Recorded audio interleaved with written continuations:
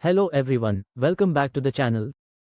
Today we are going to explore one of the most fundamental principles of physics, the law of conservation of energy.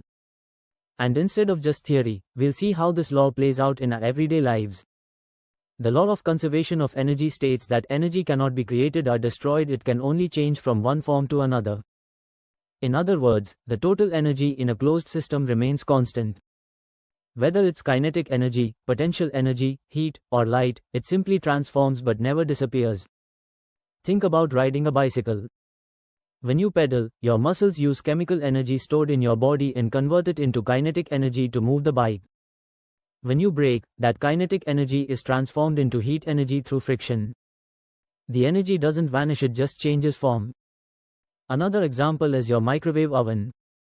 It converts electrical energy into microwave radiation, which then heats your food by increasing the kinetic energy of water molecules. Again, the energy flow is clear from electricity to heat. Even in nature, we see this principle at work. Plants, for instance, capture solar energy and convert it into chemical energy during photosynthesis.